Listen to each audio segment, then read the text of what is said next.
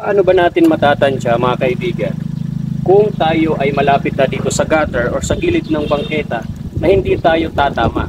So ituturo ko sa inyo sa video na to kung paano natin may estimate or ma-judge ang ating sasakyan na hindi tumama dito sa gutter.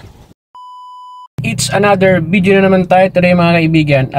Ipapakita ko sa inyo ngayon kung paano i-judge or ma-estimate natin yung gigilid tayo forward dyan sa gilid ng curb, kung paano natin hindi matatamaan yung gilid ng bangketa. So ang gagawin natin ngayon, maglalagay ako ng bagay dito sa ating dashboard, yan sa part na yan. Halos nasa gitna siya, yan.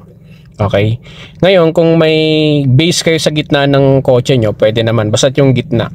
Ito kasi magiging reference natin. Kapag dumikit yan dyan sa curb, yun na yung palatandaan natin para mag-turn dito sa kaliwa. So pakita ko sa inyo, lagyan natin ng first gear.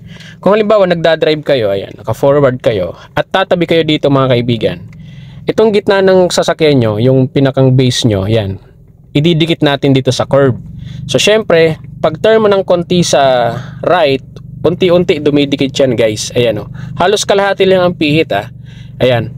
Gantong mangyayari dyan, guys. Ayan, pagka dumikit na ng ganto, ang gagawin nyo, yung pagkakapihit nyo sa kanan, kailangan bawiin nyo siya, ganun din, half din. Yan. Tapos unti-unti makikita nyo dito, yung gitna ng sasakyan nyo, halos pumupunta na dito. Yan.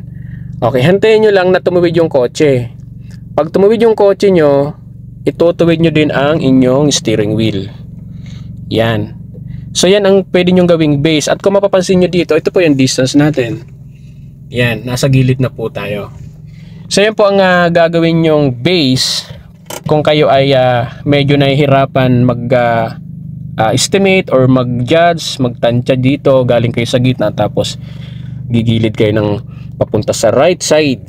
Yan. So pwede nyo gawin tong gitna ng dashboard ng sasakyan nyo. Sa ibang kotse kasi, mga kaibigan, dyan sa pinakang wiper may parang naka-umbok dyan, no? Ito kasi wala, ay bios, wala pong palatandaan yan.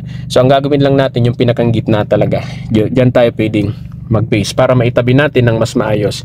Ngayon kung ang gagawin nyo naman ay reverse, mga kaibigan, reverse naman na kailangan yung maidikit dito sa gilid.